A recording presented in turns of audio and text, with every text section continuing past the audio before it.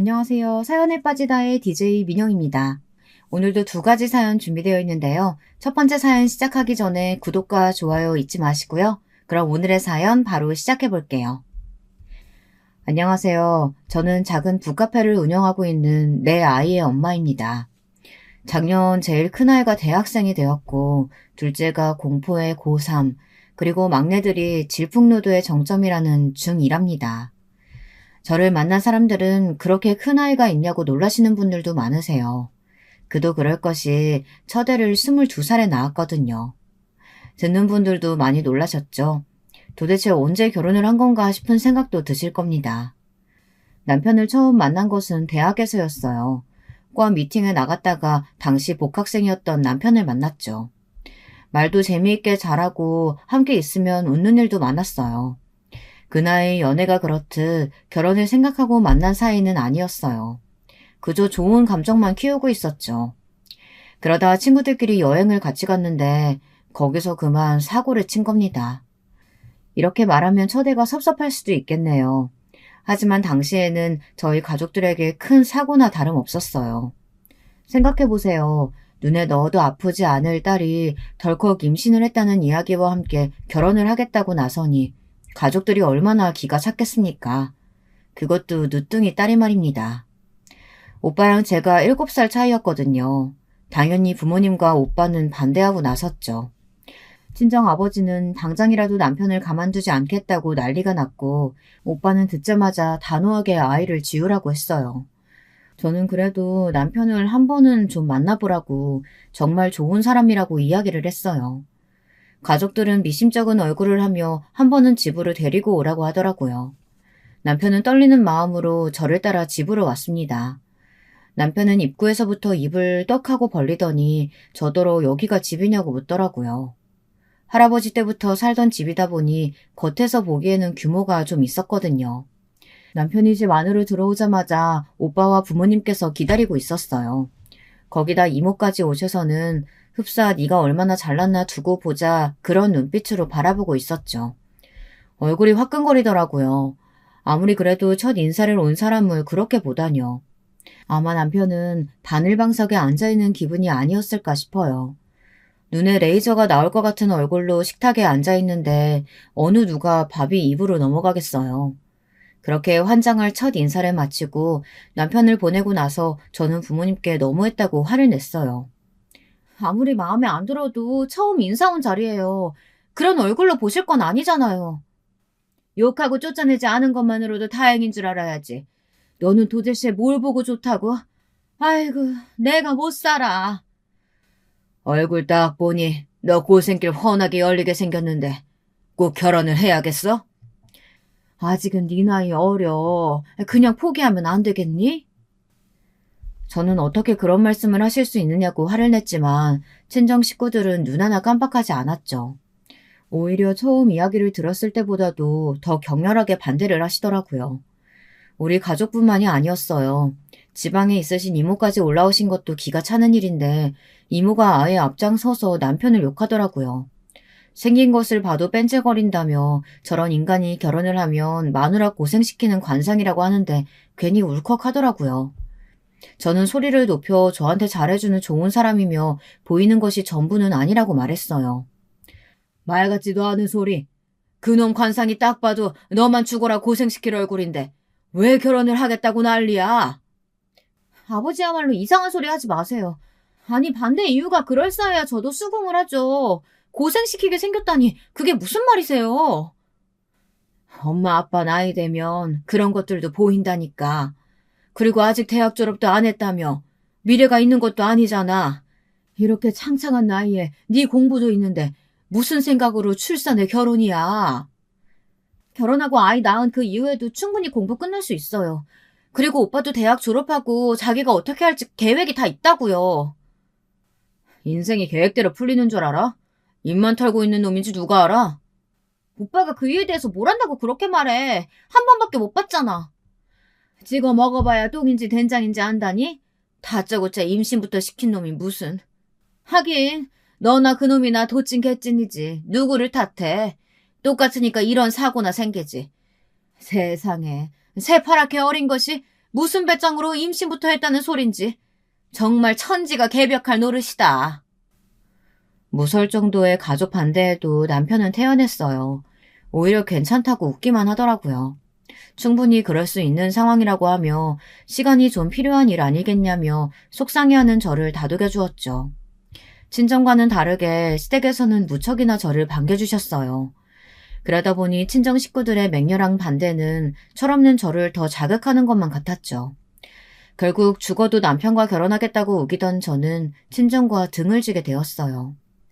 나 같아도 귀한 막내딸이 애가 져서 대학 졸업도 안 하고 결혼부터 한다 하면 싫다 하시지. 그러니 너무 속상해하지 말고 아기 낳고 키우다 보면 이해해 주시겠지. 어차피 배불러 지금 당장 결혼식을 할 수도 없으니까 우리 애 낳고 결혼식 올릴 때 그때 장인어른 장모님 모시자. 태어난 우리 애 보면 마음이 바뀌실 거야. 제가 친정의 반대에 많이 괴로워하자 시어머니까지 나서서 저를 다독여 주셨어요. 혹시 임신했는데 몸이라도 상하면 큰일이라고 신경도 많이 써주셨죠. 임신하고도 친정에서 좋지 않은 이야기만 듣던 저에게 시어머니의 다독임과 남편의 다정함은 감동이었어요. 두 사람이 딴 생각을 하고 있다고는 조금도 생각하지 못한 저는 순수하게 그 말을 믿었죠. 첫 임신이라 겁나는 것도 많고 모르는 것 가득한 저는 시댁에 있으면서도 마음이 편하지는 않았어요. 너무 저를 잘 챙겨주셨지만 이상하게 심장이 콩닥콩닥 뛰었죠. 첫 딸아이가 태어나고 저는 고민을 했습니다. 친정 식구들에게 아이가 태어났다는 사실을 이야기해야 하나 고민이 되었죠. 아무리 결혼을 반대하셨지만 그래도 손주가 태어났는데 궁금해하지 않으실까 싶었거든요. 그래서 용기를 내어 연락을 했습니다. 무슨 일인지 오빠가 받더라고요. 다시는 우리 얼굴 안 본 생각으로 나가더니 갑자기 무슨 전화야? 오빠, 나 출산했어. 딸이야. 제 고백에 한동안 오빠는 아무 말이 없었죠. 저는 초조했습니다. 뭐라도 한마디 할 줄 알았는데 조용한 것이 더 불안하기만 했죠. 숨 넘어갈 것 같은 침묵이 이어지고 오빠가 낮은 목소리로 말하더라고요. 그래서 너 아기 낳았으니까 우리 싫다고 집 나간 너를 받아주란 말이야? 네가 무슨 짓을 하고 나간 건지 너는 모르지? 너 때문에 부모님들이 얼마나 상처받으셨는지 상상해본 적도 없지? 어떻게 너는 너 아픈 것만 생각하고 너만 잘났니? 오빠, 지금 나한테 할 말이 그것뿐이야? 애를 낳았다는데 해줄 말이 그것뿐이냐고. 그럼 무슨 소리 기대하고 전화했는데? 다 받아줄 테니 돌아오란 소리 기대했어? 지금 생각해보면 오빠도 눈물을 꾹꾹 눌러 참고 이야기를 했던 것 같아요. 나중에 알았지만 제가 애를 낳았다는 말에 혼자서 얼마나 힘들고 고생했을까 싶은 생각이 들어 울컥했던 마음을 가라앉히려고 부단히도 노력을 했다고 하더라고요. 그래서 말도 못하고 가만히 전화만 붙들고 있었다는 것을 한참 뒤에야 알았죠. 하지만 당시 전화기 너머로 듣고 있던 저는 너무도 냉담한 반응에 속상한 마음이 들었어요. 오빠의 마음 따위는 조금도 생각하지 못했죠. 그저 서운하고 원망 섞인 마음만 들어 오빠에게 앞으로 절대 연락하지 않을 테니 죽었다 생각하란 말만 남기고 전화를 확 끊어버렸답니다. 며칠 뒤 남편은 제게 친정에 전화를 했었느냐고 묻더군요. 솔직하게 오빠와 있었던 이야기를 했죠. 제 이야기를 듣고 난 남편은 거기서 그렇게 이야기를 하면 어떻게 하느냐고 화를 버럭 내더라고요. 너무 의외였어요. 연애부터 시작해서 그런 남편의 모습을 처음 봤거든요. 어안이 벙벙해서 멍하게 남편을 바라보았습니다. 이제 우리 딸도 태어났고 충분히 마음 풀리셨을 수도 있는데 그 잠깐을 못 참고 당신 사실은 저거랑 다른 이유로 문제 있었던 거 아니야? 듣기 싫은 말 듣더라도 잠깐이면 되는데. 나도 왜 처음에는 참으려고 했었어. 그런데 그렇게까지 화를 내시는데 그럼 거기다가 뭐라고 해. 손이 발이 되도록 빌었어야지. 무조건 잘못했다고 하고 빌었으면 되는 일을. 아, 진짜 한심하게. 저는 남편의 말에 눈물이 날 것 같았어요. 물론 제가 잘못한 것도 많고 제가 빌었어야 하는 상황인 것도 맞지만 그래도 남편이 그런 말을 할 것이라고는 생각지도 못했거든요. 남편은 제가 울먹이며 고개를 돌리자 아차 싶었는지 갑자기 자신이 너무 심한 말을 한 것 같다며 미안하다고 급하게 사과를 하더군요. 그렇게까지 말할 생각은 아니었다면서 처가에 사위로 인정받고 싶은 마음이 컸기 때문이라고 미안하다는 말로 저를 달랬습니다. 저는 섭섭한 마음에 입을 꾹 다물었어요. 남편은 어떻게든 제 기분을 풀어주려고 애쓰더군요. 그때 눈치를 챘어야 했는데 눈치가 없던 저는 당시 왜 남편이 그렇게 화를 냈었는지에 대해 생각을 깊게 해보지 않았어요. 나중에 알았죠. 남편에게 다른 생각이 있었다는 사실을 말이에요. 육아를 시작한 저는 매일 잠도 이루지 못하고 혼자 있으면 자꾸 눈물만 나더라고요. 그러면서 문득 친정 어머니도 이런 마음으로 저를 기르셨구나 싶은 생각이 들었어요. 그리고 친정에 다시 전화를 걸고 싶은 충동이 들었습니다. 그런데 그 자존심이 뭐라고 죽은 줄 알라고 큰소리 쳤던 것이 기억나서 좀처럼 용기가 나지 않았습니다. 그렇게 고민을 하던 저는 그래도 잘 사는 모습으로 다시 전화를 드리자는 굳은 다짐을 하고 그 다음에는 복학해서 대학을 졸업할 계획을 세우기 시작했어요. 하지만 제 계획은 둘째 임신으로 산산조각이 났죠. 분명 조심한다고 했는데 둘째가 덜컥 들어섰더라고요. 그때는 저도 모르게 남편에게 화를 내기도 했어요. 복학해서 졸업할 생각이었는데 어떻게 하면 되느냐고요. 속상해하지 마. 우리 둘째까지 낳고 나면 처가에서도 더 이상은 뭐라 하시지 못하겠지. 그럼 우리 장인어른이랑 장모님한테 인사도 드리면 되잖아. 그럼 내 복학은? 졸업은? 나도 졸업하고 취직해야 하는데 또 이렇게 미루라고? 둘째 낳고 내년에 가면 되지. 그리고 그때면 처가에서도 우리를 인정해 주실 거고 한결 수월하게 애들 키울 수 있을 거야. 어처구니가 없었죠. 마치 남편의 이야기는 지금의 상황을 자신이 계획했다는 것처럼 들렸거든요. 당시에는 몰랐는데 돌이켜보면 피임을 했지만 남편의 계략이 있었던 것은 아닐까 싶어요. 하여튼 그렇게 저는 복학의 시기를 또다시 1년 미루면서 임신과 육아 괴로움에 몸부림치고 살고 있었죠. 그 와중에 남편은 취직 준비를 한다고 정신이 없어 그 누구에게도 답답한 제 마음을 털어놓지도 못했어요. 시어머니께서도 초반과는 180도 달라지셔서는 이거 해라 저거 해라 잔소리가 심하셨죠. 특히 제가 너무 서러웠던 것은 첫째가 올 때였어요. 저는 배는 불러와서 무거워 움직이는 것도 힘들어 죽겠는데 애가 울 때마다 시어머니께서 도대체 어떻게 해서 애가 우느냐고 짜증을 내시더라고요. 애가 밤낮으로 우는 소리 때문에 신경쇠약에 걸리실 것 같다고 엄마가 그렇게 애를 못 봐서 어떻게 둘이나 키우겠냐고 소리를 지르셨죠. 첫애를 가지고 시댁으로 들어왔을 때는 그렇게 다정하게 행동하셨던 시어머니가 완전히 다른 사람이 된 것이나 다름없었습니다. 그 상황에서 남편이 제 편을 들어주느냐? 그것도 아니었어요. 남편은 애가 우는 소리 때문에 공부에 집중을 할 수 없다고 하면서 집에 좀처럼 들어오지를 않았어요. 주말에도 도서관에 가서 공부해야 한다고 이른 아침부터 나가서는 늦은 밤에나 들어왔죠. 그런데 더 웃긴 것은 진짜 도서관에 갔느냐? 그것은 또 아니라는 거죠. 저녁에 문자 오는 소리에 확인해보면 무슨 술집 이름이 찍힌 카드 안내 문자가 왔거든요. 진짜 너무 화가 나서 하루는 술에 잔뜩 취해 들어오는 남편에게 제정신이냐고 큰 소리를 쳤던 적도 있었어요. 그랬더니 듣고 계시던 시어머니께서 남자가 그럴 수도 있지 뭘 그렇게 따지느냐고 역으로 저를 혼내시는 바람에 그 뒤로는 말도 못했습니다. 둘째는 그래도 두 번째니 고생을 좀 덜하겠거니 생각했는데 전혀 아니더라고요. 오히려 어린아이 둘이다 보니 언제 어떻게 사고를 칠지 몰라 2배로 힘이 더 들었던 것 같아요. 이렇게 하다가는 복학이나 할 수 있을까 걱정이 될 정도였습니다. 그런데 걱정은 그것만 있는 게 아니었어요. 남편이 그렇게 열심히 취업 활동을 했지만 단 한 군데도 붙은 곳이 없었거든요. 서류에서 떨어진 곳이 대부분이고 서류 전형을 통과했다고 하더라도 면접에 가서 떨어졌죠. 남편은 자신이 붙을 것이라고 생각했는지 떨어질 때마다 화를 냈고 술에 잔뜩 취해서 집에 들어오는 일이 많았어요. 솔직히 이야기를 하자면 취업 준비하는 남편을 보면서 저는 잘 될 수 없다고 생각했어요. 입으로만 준비를 했지 솔직히 개인 스펙을 쌓는 것처럼 보이지도 않았거든요. 토익 점수 올리기 위해 학원 다닌다고 등록은 했지만 제가 보기에는 제대로 다니는 것이 맞는지 의심스러웠어요. 너무 대기업만 노리지 말고 내실 좋은 중소기업도 좀 알아보고 그래요. 중소기업? 지금 나더러 어디 가서 명함도 못 내밀 그런 곳에 가라는 말이야? 그렇게 말하지 말고요. 다른 사람한테 자랑하려고 직장 구하는 건 아니잖아요. 당신 적성에 맞는 것을 찾아보는데 간판에 너무 집착하지는 말자는 그런 의미죠. 당신 말 되게 이상하게 한다. 뭐야, 지금 내가 주제도 모르고 대기업 욕심내고 있다는 말을 그 말을 하고 싶은 거야? 도대체 날 뭘로 보는 거야?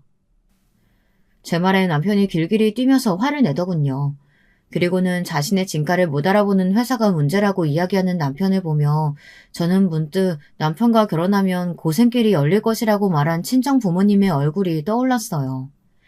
저는 무섭게 화를 내는 남편을 보면서 한숨만 내쉬었죠. 해가 바뀌고 남편은 갑자기 대학원으로 진학하겠다고 말했어요. 저는 무슨 대학원이냐고 반대를 했습니다. 원래부터 석박사를 준비했던 사람도 아니고 갑자기 무슨 말도 안 되는 소리인가 싶더라고요. 평소 남편의 말이라고 하면 팥으로 메주를 만들었다고 해도 믿을 시어머니께서도 무슨 대학원이냐고 말리실 정도였답니다. 그래도 남편은 무조건 대학원을 가야겠다고 고집을 부렸어요. 순간 저는 이대로 가만히 있으면 제 복학에도 문제가 생길 것 같다는 생각이 들었죠. 아니나 다를까 제가 대학 복학을 해야 하는데 둘 다 학교를 다니는 것은 힘들지 않겠느냐는 말에 남편은 저더러 꼭 대학을 가야 하느냐고 하더라고요. 저는 화가 치밀어 올랐지만 최대한 침착하게 말했습니다. 우리 약속이 있었잖아요. 첫애 태어나고 나서 복학할 수 있도록 해준다고. 그러다 둘째가 생겼을 때 그때 당신이 저한테 뭐라고 했어요? 둘째까지만 낳고 대학으로 돌아가서 공부할 수 있도록 지원해준다면서요. 그때랑 사정이 다르잖아. 내가 아직 졸업도 못했는데 당신이 학교 다니면 학비는 어떻게 하라고. 내가 취업해서 자리를 잡아야지. 대학원 간다면서. 그럼 나더러 당신 대학원 졸업하고 취업할 때까지 기다리란 말이에요? 침착하게 대화를 이어가고 싶었던 저는 결국 소리를 높였어요. 그런데 그때였어요. 남편이 충격적인 이야기를 아무렇지 않게 꺼냈어요. 그럼 당신 친정에 연락해서 내 자리 하나라도 만들어주던가. 아버님 연줄 이용하면 내 자리 하나는 금방 만들 것 같은데. 이번 기회에 애들 데리고 가서 소개도 시켜주면서 내 이야기 좀 해봐. 뭐라고요? 지금 그게 말이 된다고 생각해요? 당신이랑 결혼한다고 친정이랑 등 돌린 지가 언젠데 지금 나더러 뭘 하라고요? 내가 둘째 낳을 때 말했잖아. 둘째까지 생기고 나면 처가에서도 아무 말씀 못 하신다고. 그러니까 가서 좀 빌어봐. 내가 취직을 해야 당신도 복학할 거 아니야. 뒤통수를 세게 맞은 기분이었어요. 친정 부모님은 여기저기 체인점이 있는 음식점을 운영하고 계셨거든요. 그 중에서는 꽤나 고급스러운 곳도 있어서 단골로 오시는 분들이 기업의 회장님이나 국회의원들도 있으셨고요. 지나가는 말로 남편에게 그런 이야기를 했던 적이 있었는데 그 이야기를 지금 할 것이라고는 전혀 생각지도 못했죠. 남편은 그 덕을 좀 보려고 했는데 제가 쓸데없는 자존심만 내세워 자신의 앞길을 막는다고까지 하더군요. 정말이지 그동안 제가 뭘 보고 이 남자랑 결혼을 하려고 했는지 과거의 제 자신이 한심스럽고 부끄럽더라고요. 저는 그 길로 아이들을 데리고 집을 나왔습니다. 당연히 이혼하겠다고 소리를 지르고 말이죠. 집을 나오기는 했는데 갈 곳이 없더라고요. 친정으로는 당연히 갈 수 없었고 몇 안 되는 친구들과도 자연스럽게 멀어진 상태라 그 누구에게도 도움을 청할 수 없었습니다. 그런데 그때였어요. 중고등학교 동창으로 유학 갔던 친구와 우연히 카페에서 만난 것이죠. 저는 숨이라도 좀 돌릴 생각으로 카페에 들려 앉아있는데 낯선 사람이 제 이름을 부르며 다가오더라고요. 오랜만에 만났는데도 단숨에 알아볼 수 있었죠. 친구는 갑자기 애엄마가 되어있는 저를 보곤 꽤나 놀란 눈치였어요. 이내 무슨 일이냐고 물어보는 친구에게 부끄러워 말을 할 수 없었습니다. 그저 얼버무리며 친구의 안부를 물었죠. 친구는 그런 제 모습에 눈치를 챈 것인지 시간 되면 함께 가자고 하며 첫째를 번쩍 들어올리더군요. 그리고는 애들도 피곤해 보이는데 자기 집에 가서 이야기를 하자고 하더라고요. 화끈거리는 얼굴을 감싸쥐고 저는 친구를 따라 나섰습니다. 아예 귀국을 했다는 친구는 혼자 살기에는 꽤나 넓은 집으로 저를 데리고 갔어요. 그리고 아이들을 편하게 씻기고 재우라고 하고는 잠시 나갔다 오겠다고 하더군요. 그렇게 외출해서 돌아온 친구는 양손 가득 아이들에게 필요한 물건들을 사왔어요. 그리고는 며칠이 되어도 좋으니 편하게 지내라고 말했습니다. 그 말에 저는 참고 있던 눈물을 터뜨리며 있었던 일을 이야기했어요. 친구는 잠자코 제 이야기를 듣고는 말없이 제 어깨를 두드려 주었죠. 다음날 남편에게서 미안하다는 말로 가득한 음성 메시지가 도착했더군요. 제가 전화도 받지 않고 문자며 카카오톡이며 다 반응이 없자 초조해진 것 같았어요. 아마 제가 갈 곳도 없으니 금방 돌아오겠거니 싶었는데 아예 외박을 하자 놀란 모양이더라고요. 그러면서 저더러 친정이냐고 물어보며 친정이라면 바로 데리러 가겠다고 하더군요. 기가 찼어요.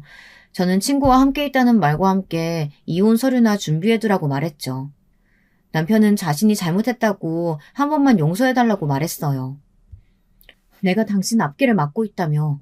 나야말로 당신 때문에 인생이 틀어진 사람이야. 왜 이래? 그러니까 서로 헤어져서 각자 갈 길 가자고. 진짜 미안해. 내가 홧김에 실수했어. 내가 당신 하라는 대로 다 할게. 대학원 가지 말고 돈 벌어오라고 하면 돈 벌어올게. 그러니까 어서 집으로 돌아와. 어머니도 당신 찾고 난리도 아니야. 어머니께 말씀드려. 나는 상관없으니까. 그리고 이혼 서류 쓰면서 애들 양육은 내가 할 테니까 양육권은 상상조차 하지 마. 저는 그렇게 말하고 전화를 끊었죠. 얼마 뒤 이번에는 시어머니께서 전화가 오셔서는 제가 무슨 힘이 있어서 애들을 키울 수 있느냐고 하시더니 아무리 남편이 잘못을 했다고 해도 어디 여자가 집을 나가느냐고 소리를 지르시더군요. 저는 이혼할 것이라고 다시 말씀드렸고 시어머니께서는 이혼을 하더라도 애들은 두고 가라고 하셨어요.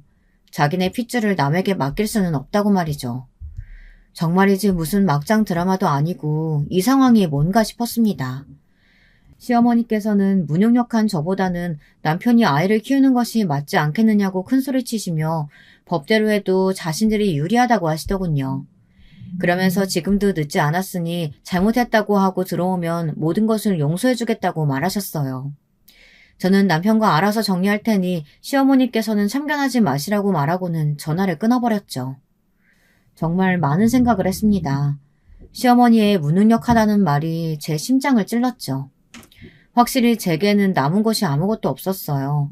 가진 돈도 얼마 남지 않은 상황이라 무엇 하나라도 시작할 수 있는 것이 없었죠. 애들을 뺏길 것 같은 공포가 머릿속에 가득했어요. 거기다 애들을 보고 있으니 괜히 이혼해서 애들을 아빠 없는 자식으로 만드는 것이 과연 옳은 일인가 고민이 되기도 했고요. 좋든 싫든 그래도 아빠인데 하고 말이죠. 아마 제 이야기를 듣고 계신 분들 중에는 저런 답답이가 다 있나 하시면서 한심해하실 분들도 계시겠죠. 하지만 저는 그 문제가 이혼하겠다는 제 결심을 흔들고 있었답니다. 저의 이야기를 듣고 난 친구는 뜬금없이 남편에게 일자리를 소개시켜 주겠다고 말했어요. 갑자기 꺼낸 이야기에 저는 머릿속이 하얗게 변했죠. 친구는 남편이 일자리를 가지면 저와의 분란도 자연스럽게 소멸되고 그럼 제가 이혼에 대해 고민할 필요도 없지 않겠느냐고 하더군요. 그리고 진짜 이혼의 결심이 섰다면 대학 졸업해서 취직한 뒤에 해도 늦지 않는다고 말이죠. 지금 당장이 어렵다면 시간을 좀 벌라는 친구였어요. 저는 독특한 친구의 관점에 할 말을 잃었습니다. 하지만 이런 저와는 반대로 친구는 너무나도 평온하면서 확신에 찬 얼굴을 하고 있었죠. 겨우 정신을 차린 저는 그런 식으로 생각해도 되겠구나 싶었어요. 하지만 친구에게 신세를 더 이상 지고 싶지는 않았죠. 친구는 고작 일자리 하나에 제가 편할 수 있다면 문제가 되지 않는다고 말하며 괜찮다고 웃었어요. 저는 오랜만에 만나 이렇게까지 친절을 베풀어주는 친구에게 너무 미안해서 견딜 수가 없었어요. 너는 잊고 있을지 모르겠지만 나는 한 번도 잊은 적이 없었거든. 너는 몰랐겠지만 중학교 때 나 왕따 당했었어. 너 전학 오기 전까지. 그런데 너 전학 와서 다른 애들이 말리는데도 아무렇지 않게 나한테 다가와서 같이 밥 먹자고 해주고 같이 숙제하자고 하고. 너는 모를걸? 그게 얼마나 고마웠는지. 그때는 그냥 네 그림이 좋아서 너랑 친하게 지내고 싶었을 뿐이었어. 그래, 너는 그런 마음이었겠지만 나한테는 아니었어. 나 사실 그때 학교도 다 그만두고 싶었거든. 그런데 네가 있어서 버틸 수 있었어. 지금 이렇게 어엿한 디자이너로 살고 있는 것도 다 네 덕분이고. 저는 너무 과장해서 말하는 것 아니냐고 했지만 친구는 전혀 아니라고 하며 자신의 도움을 거절하지 말아달라고 했죠.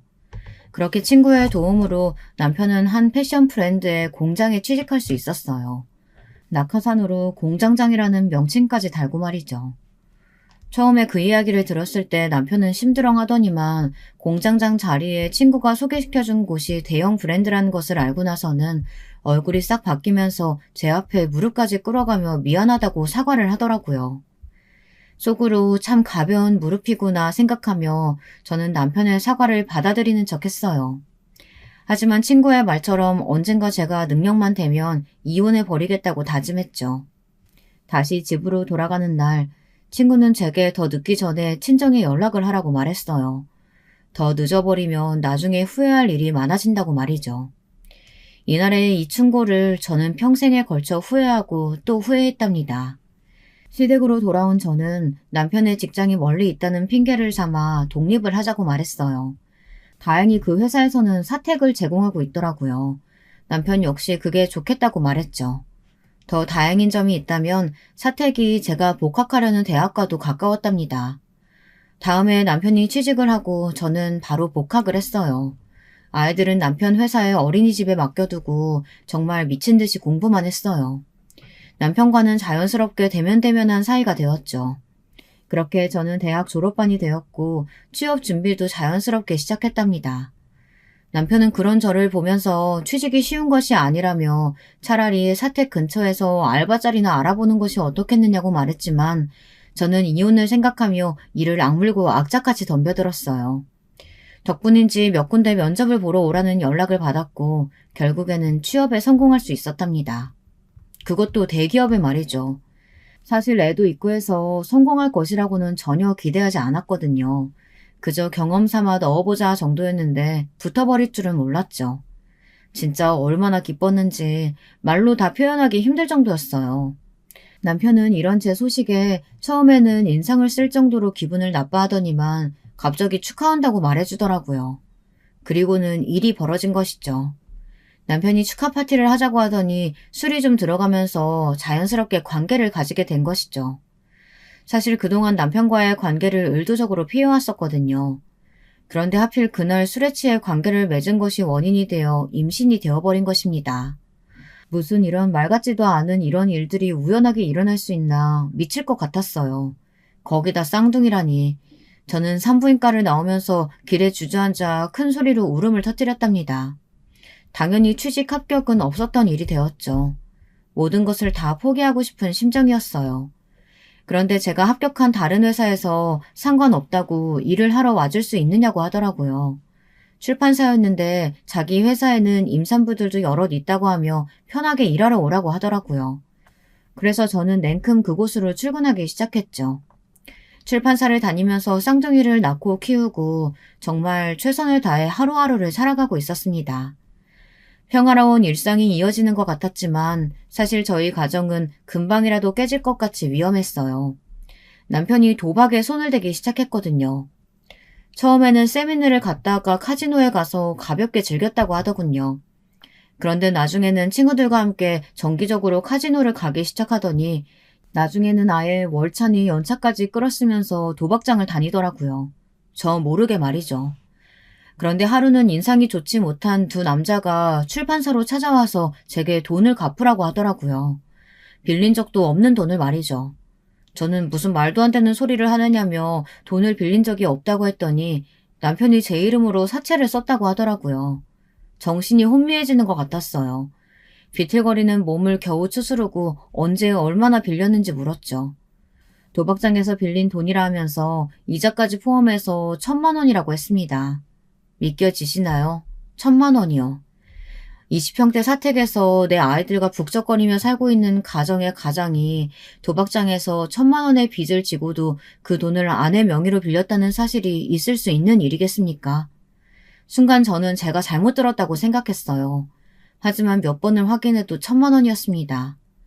저는 제가 빌린 돈이 아니라 갚을 수 없다고 말했지만 두 사람은 명의가 저로 되어 있는 이상 어쩔 수 없다고 하더군요. 그러면서 아무래도 전혀 모르는 눈치니 오늘은 이만 가보겠지만 다음에는 이렇게 정중하게 물러나지 않을 것이라고 경고도 하고요.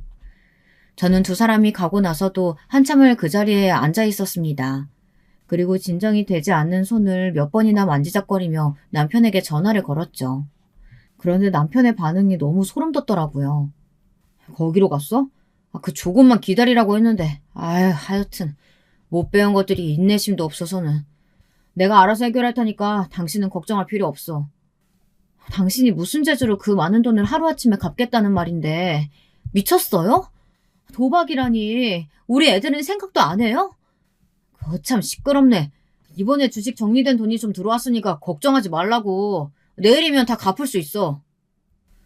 남편의 입에서 주식이란 단어가 튀어나오는데 정말 미치겠더라고요. 저는 주식도 하고 있었느냐고 소리를 높였지만 남편은 여자가 어디서 남자 하는 일에 말을 하느냐며 그저 조용히 입만 닫고 있으라고 했죠. 기가 찼어요. 그래도 해결하겠다고 큰 소리치는 남편의 말을 믿고 기다리고 있었죠. 그런데 이틀 뒤 시어머니께 전화가 오더군요. 꽤나 당황한 목소리로 제게 도대체 집에서 살림을 어떻게 하고 있느냐고 소리를 지르시더라고요. 제가 무슨 일이냐고 묻자 남편이 시어머니의 명의로 돈을 빌렸는데 갚지를 않아 사람들이 찾아왔다고 하시더군요. 저에게 찾아온 사람들과는 다른 사람인지 집에 들어와서는 겁을 잔뜩 주고 갔다고 하셨어요. 도대체 너는 뭐 하는 물건이냐? 아니 집에서 살림을 어떻게 했길래 남자가 밖에서 빚을 지게 만들어? 무슨 소리세요? 그 빚 다 어머님 아들이 도박하다가 생긴 빚인데요. 도박? 내 아들이 그런 거 할 리가 있겠어? 내가 모른다고 어디서 거짓말하고 있어? 너 나가 살기 시작하더니 아주 내 머리 꼭대기에 앉으려고 하는구나. 제가 이런 일로 어머니께 거짓말을 뭐하러 하겠어요. 제 회사에도 찾아왔었어요. 남편이 도박장에서 빚을 졌다고. 제 말에 시어머니께서는 한동안 말씀이 없으셨어요. 저는 이렇게는 남편과 못 살겠으니 이혼하겠다고 말했죠. 다른 것은 다 참아도 도박을 어떻게 참고 살겠냐고 말이죠. 그러면서 이제 저도 능력이 있으니 충분히 아이들을 데려가 키울 수 있다고 말하며 양육권을 가지고 겁줄 생각은 하지 마시라고 했답니다. 시어머니께서는 그럴 리 없다는 말만 되풀이하시더니 갑자기 헛소리를 하셨어요. 다 너 때문이잖아. 너 만나고 나서 되는 일이 없어. 네가 집에서 얼마나 못되게 굴었으면 밖으로 나가다녀. 우리 아들이 네가 얼마나 돈돈하면서 피를 말리면 도박에 손을 댔겠냐고. 뭐라고요? 어머니, 지금 진심으로 하시는 말씀은 아니죠? 사돈댁이 잘 사니까 나중에 다 덕보고 살 수 있다는 그 말에 내가 결혼을 허락하는 게 아니었는데. 아휴, 솔직히 대학생이 남자 따라 여행 갔으면 볼장 다 본 거 아니냐? 그런 내가 널 허락한 이유가 사돈댁 돈, 그거 하나였는데 친정에서 버림받더니만. 아휴, 내 아들 인생만 불쌍하지. 저는 시어머니의 말에 둔기로 머리를 맞은 것처럼 충격을 받았어요. 시어머니께서는 어떻게 되었든 당장 이 문제를 해결해서 다시는 자신의 집으로 사람들이 찾아오지 못하도록 하라고 하시며 전화를 끊으셨어요. 저는 이를 악물고 바로 짐을 쌌죠. 아직 독립하기 위해서는 돈을 더 모아야 했지만 준비해둔 이혼 서류와 양육권 포기 각서를 식탁에 올려두고는 바로 집을 나왔어요. 도박비 문제가 해결이 되기는 했는지 사채업자들이 회사에 찾아오는 일은 없더군요. 남편은 무슨 이혼이냐고 말도 안 된다고 했지만 저는 절대 같이 살 수 없다고 말하면서 이혼 서류에 도장 찍고 남남으로 지내자고 했죠. 남편은 차일피일 미루기만 할 뿐 확답을 주지 않았고요. 저는 몇 번이나 내용 증명을 보내며 당장 이혼에 동의하지 않으면 법정까지 가겠다고 했습니다. 애들 양육권만 넘겨주면 위자료도 다 필요 없다고 했고요. 위자료를 왜 포기하냐고 다그칠 수도 있으시겠지만 당시 제게는 이혼과 아이들 외에는 바라는 것이 아무것도 없었거든요. 결국 남편은 이혼에 동의했고 저희는 결혼한 지 13년 만에 이혼을 하게 되었답니다. 비록 이혼을 하기는 했지만 여전히 남편은 애들의 아빠였기에 일주일에 몇 번은 아이들과 시간을 보내는 것에 흔쾌히 동의했어요. 얼마 뒤 남편은 친구가 소개시켜준 일을 그만두고 다른 일을 시작했다고 하더라고요. 저는 그런가 보다 했죠. 이제 무슨 일을 하든 저하고 아무 상관도 없으니까요. 제 앞가림만 하면서 애들 키우는데도 힘든데 뭐하러 그런 인간까지 신경을 쓰겠어요. 그렇게 하루가 1년 같은 바쁜 나날들이 이어졌어요. 남편은 가끔이지만 바쁜 저를 대신해서 애들을 챙겨주러 집에 오기도 했는데요. 처음에는 그런 상황이 불편했는데 몇 번 반복되다 보니 익숙해지기 시작했어요. 쌍둥이들이 저 없을 때 아프면 저 대신 병원에 데려다 주기도 했고요. 그러다 보니 집에 드나드는 일이 늘었죠. 회사 동료는 그러다 다시 합치는 것은 아니냐고 했지만 저는 죽어도 그런 일은 없다고 단호하게 말했어요. 그럴 마음이 정말이지 눈꼽만큼도 없다고 말이죠. 아마 남편은 그런 마음이 있었던 것 같아요. 하루는 첫째랑 둘째가 묻더라고요. 엄마는 아빠랑 다시 합칠 생각 있으세요? 무슨 그런 말을 해, 갑자기. 누가 뭐라고 그래?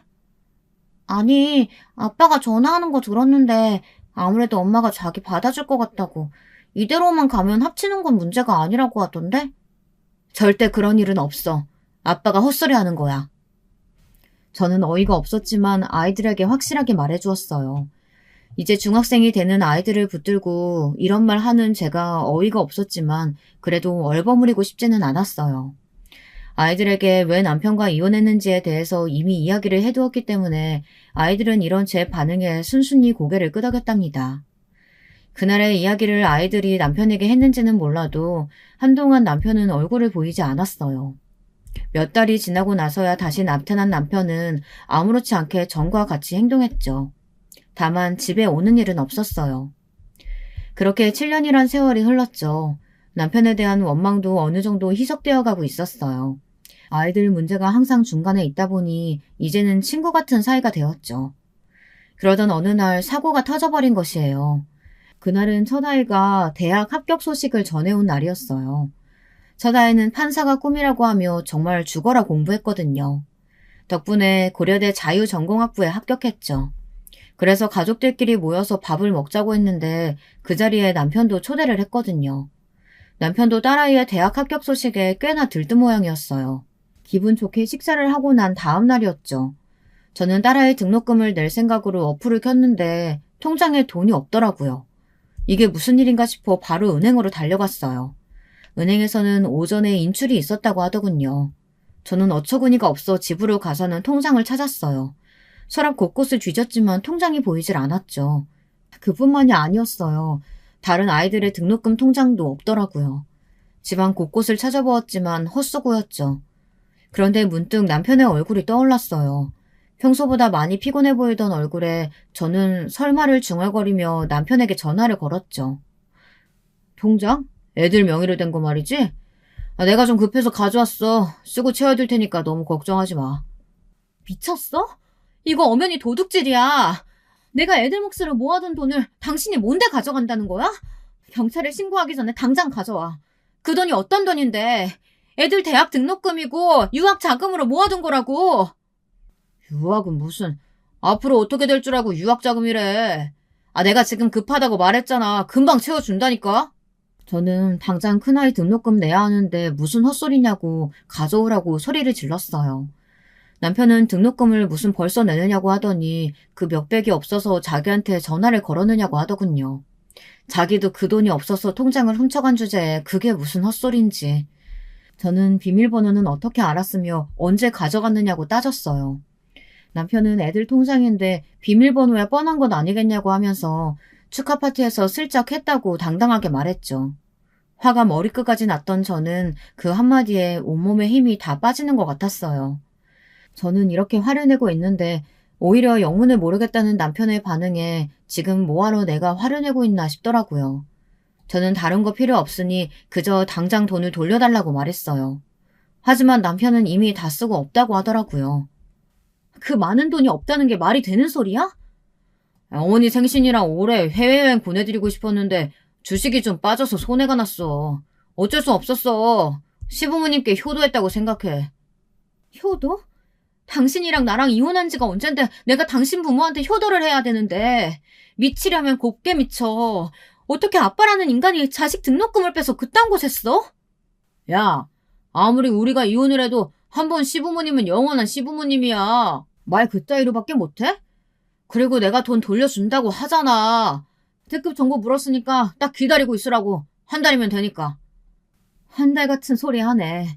당장 등록금 넣어야 한다니까? 남편은 그런 저에게 사채를 좀 빌려 쓰고 있으라고 하더니 작전이 잘 먹혀 들어가면 자신이 가져간 돈의 몇 배는 돌려받을 수 있다며 시끄럽게 하지 말고 전화를 끊으라고 하더라고요. 전화를 끊고 저는 이 일을 어떻게 해야 하는지 갈피를 잡을 수 없었어요. 당장 해결해야 하는데 제가 할 수 있는 것은 아무것도 없구나 싶었죠.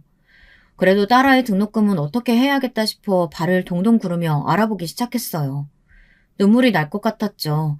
그 와중에 남편에게 도대체 어떻게 복수를 해줘야 할까라는 생각이 머릿속을 채우고 있었답니다. 그때였죠. 터덜터덜 길을 걸어오는데 누군가 저를 부르더군요. 너무나도 그립고도 미안한 목소리였어요. 고개를 들어 소리나는 방향을 바라본 저는 두 눈을 의심하고 말았답니다. 집 앞에서 오빠가 저를 바라보고 있더라고요. 저는 그 자리에서 한 걸음도 움직이지 못했어요. 어디 갔다 오냐? 한참은 기다렸는데. 여길 어떻게 알고... 네 친구가 연락했더구나. 너한테 큰 문제가 생겼는데 아무래도 내 도움이 필요할 것 같다고. 저는 할 말을 잃고 가만히 발끝만 바라보았어요. 제가 무슨 얼굴로 오빠를 마주할 수 있겠어요. 오빠는 가만히 제게 다가와서는 떨리는 손으로 제 손을 잡아주셨어요. 그러면서 하나도 안 변했다고 중얼거리면서 보고 싶었다고 말했죠. 저는 눈물이 왈칵 쏟아졌어요. 부모님은 건강하시지? 연락 못 받았니? 7년 전에 돌아가셨다. 그게 무슨 말이야? 돌아가시다니? 왜 나한테 연락도 안 주고? 연락했다.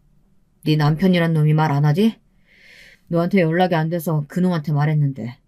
저는 정신이 번쩍 들었어요. 이혼하면서 제가 전화번호를 싹 다 바꿨는데 아무래도 그 이유였던 것 같아요. 저는 그런 이야기는 전혀 들어보지도 못했다고 말했고 오빠는 얼굴이 벌겋게 될 정도로 화를 내기 시작하셨죠. 저는 이 모든 것이 남편 때문이라는 것에 뒷목을 잡을 정도로 충격을 받았습니다. 결국은 바닥에 주저앉아 대성통곡을 시작했죠. 한참을 화를 내시던 오빠는 우는 저를 꼭 안아주셨고요.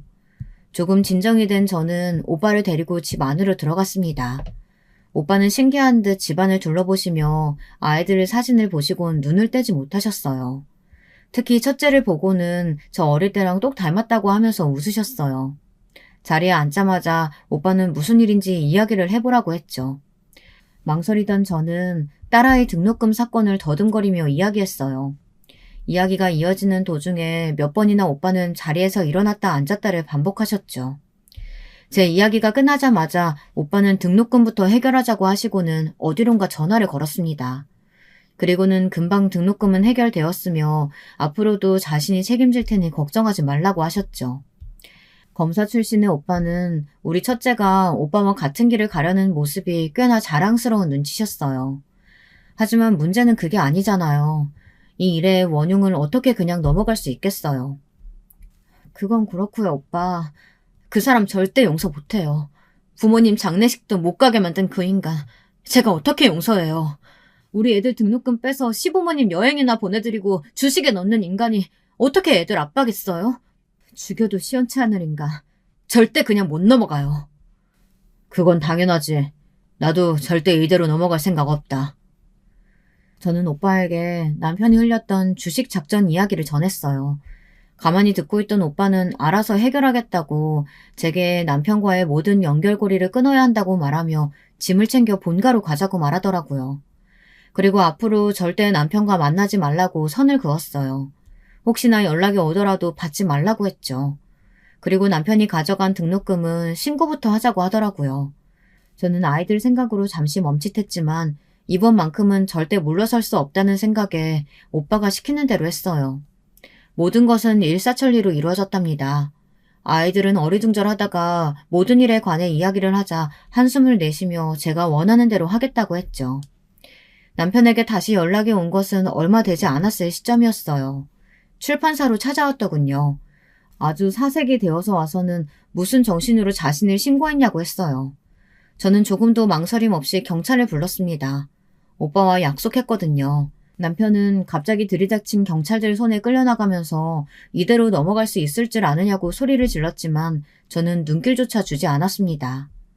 그렇게 한 달이 흘렀을까요? 오빠 말로는 남편이 주식 사기 사건에 연루되어 있다고 알려주더군요. 그것도 주축이라고 해도 좋을 만큼의 자리 말이죠. 오빠의 말에 의하면 규모가 커서 벌금으로 끝날 선이 아니라고 하더라고요.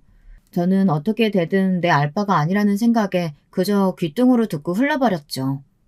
하지만 시어머니가 회사에 나타났을 때는 저도 더 이상은 참을 수 없었어요. 핏줄 그렇게 자랑하시더니만 손주들 등록금으로 여행 다녀오신 기분이 어떠신가요? 고작 그 이유로 내 아들 신고했어? 그 몇 푼 된다고? 너랑 엮여서 그 고생을 했는데 여행 한번 못 보내준단 말이냐? 고생은 제가 했죠. 그놈 만나서 제 인생이 얼마나 꼬였는데요.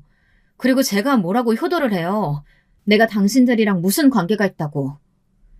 시어머니께서는 정신이 나갔느냐고 소리를 지르셨지만 저는 눈 하나 깜짝하지 않았죠. 그리고는 경찰을 부르기 전에 자기 발로 나가라고 하고는 당당하게 등을 돌려 나왔답니다. 그 이후로 남편은 징역을 살게 되었어요.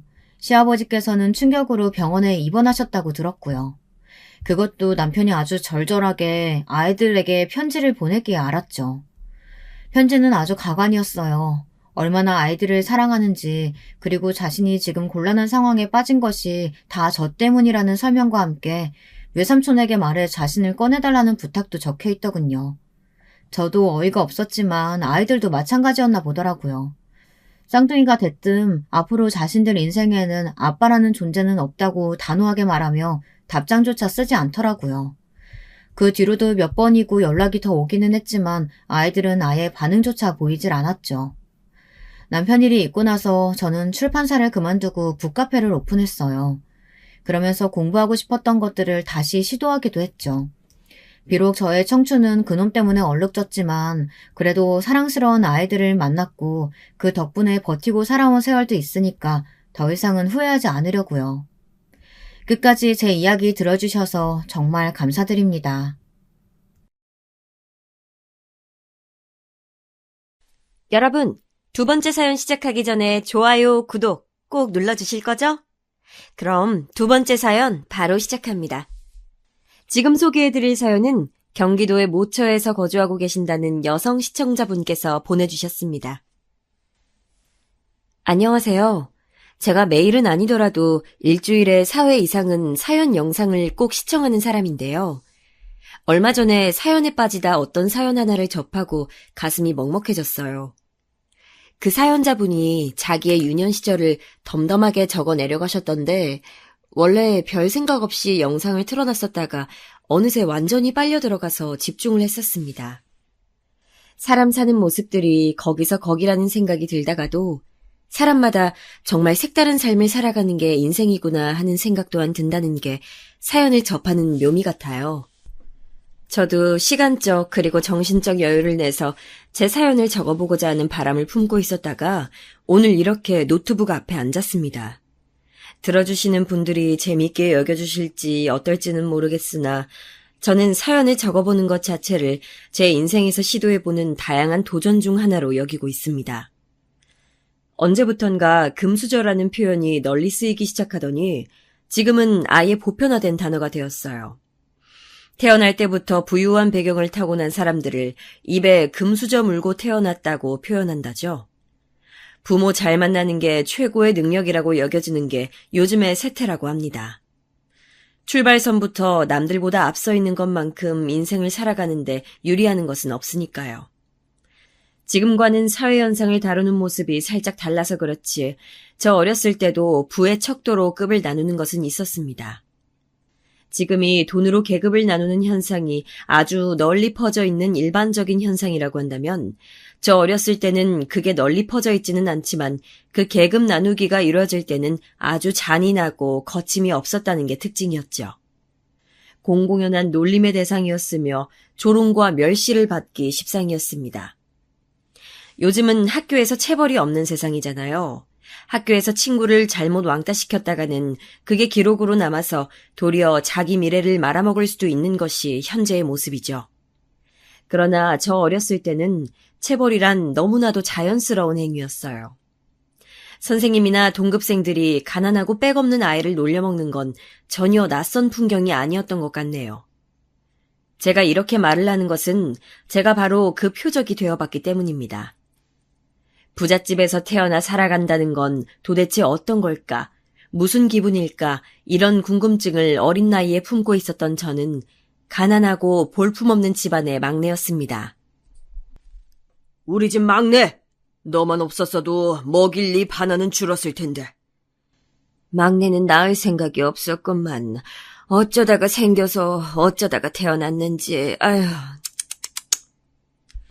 이런 무례하고 무식한 소리를 아무렇지 않게 하고 나셨던 분들이 바로 저희 부모님이셨습니다. 제가 태어나고 싶다고 두 분을 졸라서 세상에 태어난 것도 아니건만 저는 존재 자체로 왠지 죄인이 된 기분이었어요. 제가 기억하는 한 아주 오래전부터 저는 그런 느낌을 집에서 받아왔습니다. 제 위로는 언니가 2명이었죠.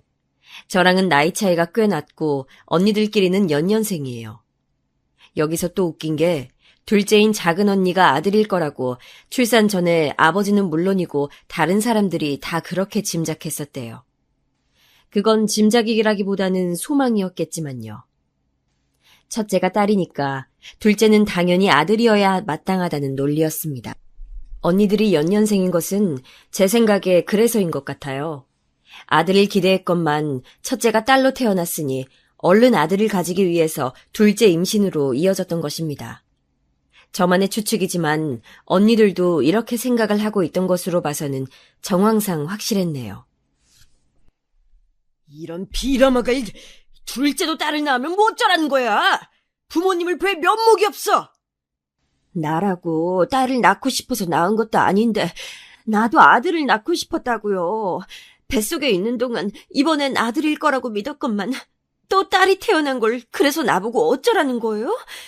도로 배에다가 집어넣을까? 어? 에라이, 하여간 난 모르겠으니까 당신이 딸 2명 다 알아서 잘 키워보라고. 나는 딸만 2 가질 생각은 추호도 없이 가정을 꾸린 사람이니까 이 사태를 당신이 책임져야 할 거야. 작은 언니가 태어나고 나서 부모님이 그렇게나 자주 다투셨대요. 아버지께서는 걸핏하면 집을 나가겠다며 협박조로 으름장을 놓으셨죠. 저희 큰언니는 불운하게 집안을 잘못 타고난 사람이에요. 왜냐하면 타고난 머리 자체가 좋거든요. 그래서 기억력도 상당히 뛰어납니다. 가난한 데다가 무식하기까지 한 집안에서 태어나지만 않았어도 공부 쪽으로 성공했을지도 모르죠. 아무튼 이런 큰언니가 직접 보고 들었던 것을 기억하고 저한테 전해준 것들이니 부모님께서 작은 언니가 아들이 아니라 딸이라는 사실, 그거 하나 때문에 몇 년이고 지독히도 싸워대셨다는 것은 틀림없는 사실입니다. 작은 언니는 솔직히 말해서 성격이 글러먹었어요. 속된 말로 성격이 정말 지랄 맞습니다. 저는 그래서 어릴 적부터 작은 언니를 굉장히 무서워하면서도 동시에 싫어했는데 부모님께서 작은 언니를 두고 설왕설래를 해가시며 자주 싸우셨다는 비화를 나중에 알고서는 그때부터는 작은 언니를 덜 싫어하게 됐었죠. 모르긴 몰라도 부모님의 그 무례하기 짝이 없는 언사가 작은 언니의 성격을 더럽힌 게 분명해 보였거든요. 그런 환경에 놓이지만 않았다면 그놈의 너는 왜 딸로 태어났냐, 아들이길 바랐는데 라는 말만 지겹게 듣지만 않았다면 작은 언니는 제법 착하고 괜찮은 사람으로 자라났을지도 모를 일입니다. 작은 언니가 다 크고 나서 어느 날 술주정을 실컷 하고 계셨던 아버지한테 그랬어요. 술 좀 그만 쳐드세요. 가뜩이나 막 떼어 먹으신 분이 술까지 그렇게 드셔서 뇌세포가 남아나질 않게 되면 어떡해요? 자식들은 그런 부친 따위 부양할 능력 없으니까 알아서 정도껏 망가지시죠. 너 지금 뭐라고 짓거렸어? 계집애 주제에 나이만 차서는 쓸데없이 혓바닥만 길어졌구나. 네가 아들로 태어났어야 했는데 그때 하필 딸로 태어나는 바람에 우리 집안에 마가 꼈어. 너는 항상 주변을 부정타게 만든다고. 이 쓸모없는 계집딸 같으니. 아버지는 참 개소리를 다채롭게 하시는 재주가 있으세요. 제가 왜 아들이 아니라 딸로 태어났냐고요? 그건 바로 아버지 때문이죠. 자식의 성별을 결정짓는 것은 남자 쪽이니까요. 그런데도 옛날부터 엄마를 그렇게나 원망하면서 구박해대셨죠? 하여간에 무식해도 그렇게까지 무식할 수가 있나? 작은 언니가 과장스럽게 혀를 쯧쯧 차면서 고개를 저었을 때 아버지께서는 거의 뒤로 넘어가려고 하시면서 분노하셨습니다. 그러나 그걸 두려워할 작은 언니가 아니었죠. 아버지가 휘어잡고 당신의 뜻대로 다루기엔 이미 작은 언니가 너무나도 많이 커버린 뒤였습니다. 작은 언니가 자식 성별을 결정짓는 요소를 아버지 앞에서 터뜨린 이후에 웃기게도 집안에 변화가 일어났었던 것 같아요. 우선 엄마가 새삼 당당해지셔선 고개를 빳빳하게 쳐들고 다니신 게 있었네요. 그때까진 엄마는 당신의 탓으로 딸만 줄줄이 셋 낳았다고 생각하고 계셨거든요. 그런데 그게 아니었단 걸 알게 되신 이후로 어딘가 격양돼 보이셨죠. 저는 다 커서 그런 지식까지 습득한 작은 언니가 대단해 보였습니다. 고등학교도 간신히 나온 주제에 그런 건 어떻게 알고 있나 싶었네요. 작업반장 이모가 알려주시더라. 그 이모의 조카가 서울대 다닌다잖아. 엘리트가 알려준 정보니까 정확하겠지. 아, 그랬구나. 아무튼 언니 대단하다. 아버지 앞에서 기죽지 않고 할 말 다 아는 사람은 언니뿐이야. 친척들이 혹시 아버지 무서워한다고 생각하는 건 아니지? 야, 똥이 무서워서 피하냐? 더러워서 피하지. 전부 다 못 배우고 가난한 사람들밖에 없는 양가 집안이지만 그럼에도 그 안에서 가장 질이 나쁜 사람이 누구다? 바로 우리 아버지다. 그러니까 다들 상종하기 싫어하는 거야. 너는 그냥 아버지 생각 자체를 하지 말고 최대한 무시하면서 공부나 해. 내가 보니까 우리 집은 너 아니면 가망 없다. 그런데 언니, 나는 그래봤자 성적이 늘 반에서 중간밖에 안 가는데. 바닥을 기는 것도 아니고 중간이면 해볼만 하지. 너 쓸데없는 데 관심 갖지 말고 무조건 공부나 해. 알았어? 언니들은 공부와 담을 쌓고 살았으면서 왜 저한테만 공부를 강요했던 것인지 그때는 미처 알지 못했었죠. 큰언니는 머리가 제법 좋았고 공부도 꽤 했었지만 집안의 형편이 너무나도 안 좋았기에 일찌감치 대학의 꿈은 접어두었으며 무작정 돈을 벌기 위해 사회생활에 뛰어들었다는 사실을요. 그리고 어렸을 때부터 안 들어도 될 모진 소리를 다 들어가며 커버린 작은 언니는 공부에 온전히 집중할 성정도 아니었고 역시나 큰언니처럼 마찬가지로 가난한 집구석의 환멸을 느끼고 있었기 때문에 무조건 돈을 줬고자 하였습니다. 그랬던 언니들은 막둥이인 저를 보면서 너만은 다르게 살길이라는 소망을 품어주었죠. 지금 생각해보면 정말 고마운 것이었는데 당시에는 그런 깊은 뜻을 몰랐었다는 게 천추의 한입니다. 제가 태어났을 때 이미 언니들은 학교를 다니고 있었어요. 언니들이 저를 업어 키우다시피 하였습니다. 뒤늦게 가진 자식이 또 딸인데다가 가난을 헤쳐갈 방도 따위는 보이지 않는 상황이었던 탓에 부모님께서는 저의 탄생을 반기지 않아 하셨어요. 언니들이 없었다면 저는 영양실조를 앓는 아이가 되었을 것입니다. 처음에 부모님으로부터 너는 굳이 안 태어났어도 됐다. 괜히 태어나는 바람에 서로한테 좋지 않은 상황이 됐네. 이런 소리를 들었을 때는 충격이 컸고 엄청난 상처가 되었지만 나중에는 면역이 되었습니다. 저만 그런 소리를 듣고 자란 것이었다면 또 모르겠으나 언니들이 산증인으로서 우리 부모님은 그냥 원래 그러신 분들이다라고 말을 해주니까 안심이 되었던 것이죠. 아버지는 원래 중졸로 알고 있었으나 나중에 정확히 알고 보니까 초졸이셨습니다. 당시에는 국민학교였죠. 그리고 엄마가 중졸이셨습니다. 두 분 다 가난한 집안에서 태어나 자라셨으며 그냥 흘러가는 대로 살다가 서로를 만나서 살림을 차렸고 저희 세 자매를 낳으신 게 전부였습니다. 아버지께서는 일용직 현장을 전전하셨고 그 일이 정기적인 게 아니다 보니까 어느 때는 며칠을 집에 오시지도 않은 채 어디 먼 작업장에서 일을 하셨으며 또 어느 때는 일이 없어서 내도록 집에만 몇 날 며칠이고 그냥 계셨어요. 가난한 집구석이 넓을 리가 없었죠. 그래서 아버지께서 집에 계시는 내내 자연스레 눈치가 보였고 숨이 막혔습니다. 엄마는 작은 공장에 나가서 일을 하셨고요. 원래는 무슨 생산 라인에서 일을 하셨던 것으로 아는데 어쩌다 보니까 공장의 식당에서 일을 하는 것으로 옮겨가셨어요. 일은 무지하게 많았고 엄청나게 힘들었는데 돈은 쥐꼬리만하게 주는 것이 바로 그 공장의 식당 일이었다고 엄마가 훗날 여러 차례 곱씹으셨다고 합니다. 이것도 큰언니가 전해준 이야기예요. 돈을 얼마나 조금 받고 계셨는지는 당시에 저는 알지 못하였으나 엄마가 남은 반찬 같은 걸 종종 싸우셨기에 그걸 기다렸다가 먹었던 추억이라면 많이 쌓은 바였어요. 식어 빠진 반찬도 얼마나 맛있게 느껴졌는지 모릅니다. 집에 있는 반찬이라곤 늘 거기서 거기였거든요. 마른 반찬 두어 가지와 김치뿐이었죠. 그런 집이었으니 엄마가 적은 양이라도 공장 식당에서 반찬을 가져오시면 그저 여러 가지 맛을 볼 수 있다는 것만으로도 즐거웠던 기억이 납니다. 가난한 집들이 모여 살았던 동네였는데 전부 다 각자의 집이 좁게 느껴졌기에 아이들끼리 꼭 밖으로 나와서 어울려 놀았어요. 그랬다가 잘 사는 아파트 단지 근처로 가면 거기 사는 애들이 저희 무리를 손가락질하면서 거지들 온다, 병균 옮는다 이런 식으로 외쳐댔었죠. 자기들 딴에는 그것도 재밌는 놀이랍시고 그랬던 것일 거예요. 하지만 진짜로 거지마냥 가난했던 입장에서는 슬픈 일이었죠. 집에서는 할 수 있는 게 아무것도 없었기 때문에 밖을 하염없이 전전하면서 놀았던 기억이 나요. 남들 다 가보는 1년에 한 번 자기 생일에라도 가본다는 놀이공원을 저는 가본 적이 없었습니다. 학교에서 단체로 놀이공원에 갔을 때 그때가 제 인생 처음 경험하는 놀이공원이었죠. 가난은 자라나는 아이의 세상을 좁게 만든다는 걸 아시나요? 경험의 폭이 좁기도 하거니와 가난에 허덕이게 되면 당장의 의식주에만 집착하게 되기 때문에 다른 그림의 미래는 그리지 않게 됩니다.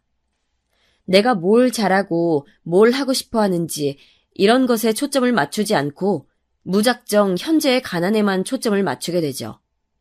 이 가난에 순응할 것인가, 타협할 것인가, 저항할 것인가 이런 선택지만 두고 자라나게 되니까 애초에 부족함 없는 환경을 타고난 애들이랑은 세상을 바라보는 시각 자체가 다를 수밖에 없었던 거예요. 저는 그 사실을 성인이 되고 나서야 깨달았는데 저의 유년 시절이 너무나도 가엽게 느껴졌더랍니다.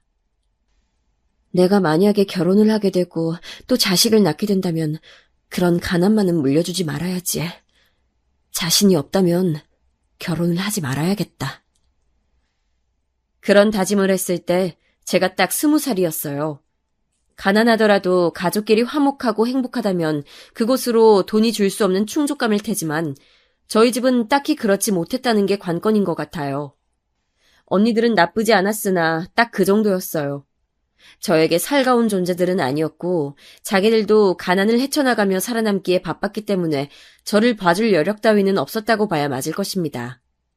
게다가 언니들은 부모님의 저급한 행태를 저보다 훨씬 더 이르게 더 많이 접해온 사람들이었기 때문에 도무지 이 가정에 마음을 쏟지 못했죠. 저는 알 수 있었어요. 언니들이 항상 이놈의 집구석을 하루빨리 뜨고 싶다는 열망으로 눈빛을 이글거리고 있었다는 사실을 말이죠. 아버지는 책임감이라든지 건실함과는 거리가 아주 먼 분이셨고 엄마는 당신의 안위만 살피시기에도 벅찬 분이셨습니다. 저희 집에는 여유라는 게 없었어요. 그게 물질적인 것을 가리키든 정신적인 것을 가리키든 간에 말이죠.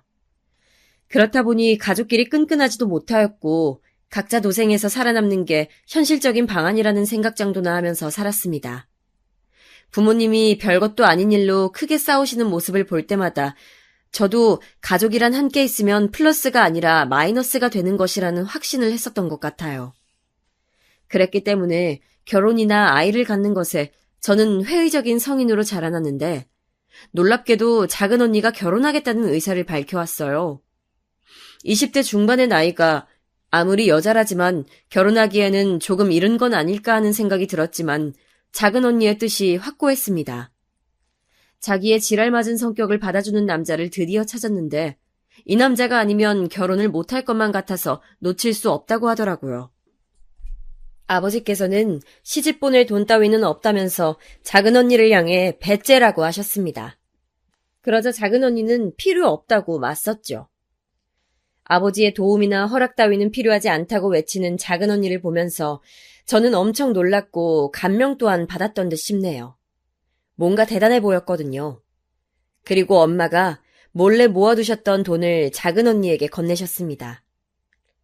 사실상 우리 집안의 현금 전부라고 할 수 있는 거야. 큰 도움은 안 될지 몰라도 요긴하게는 쓸 것 같아서 준다. 네가 언제 이렇게 다 커서 결혼까지 하겠다는 건지 세월이 참 야속하기까지 하네. 엄마, 내가 딸이니까 다행이죠? 내가 아들이었어 봐요. 그럼 장가 보내려고 돈이 곱절은 들어갔을 거야. 어디서 돈을 빌려야 했을 수도 있죠. 안 그래요? 너는 왜 이런 때 그런 얘기를 하고 그러니? 내가 옛날에 너 아들 아니고 딸이라고 구박했던 것 때문에 그래? 하여간 뒤끝은 심해가지고선. 그게 아니라요. 나는 지금 엄마 마음이 편해지시라고 일부러 이러는 건데? 엄마가 괜히 나한테 캥기는 거 있어서 순순히 전 재산 내놓으시는 거 내가 모를 줄 알고? 다 알죠? 엄마는 사실 속으로는 작은 언니한테 미안한 부분들이 되게 많았었나 봐요. 옛날에 모진 소리를 많이 하셨던 걸 내심 당신께서도 스스로 후회하고 계셨던 듯 싶더라고요. 작은 언니가 너스레를 떠니까 엄마는 민망해하면서 화제를 돌렸지만 그런 기색이란 걸 알아차릴 수 있었습니다. 그럼 혹시 엄마가 나한테도 미안해하고 있을까? 나한테 태어나지 않았어도 좋았을 뻔했다고 그런 말들을 하셨던 것도 후회하고 있을까?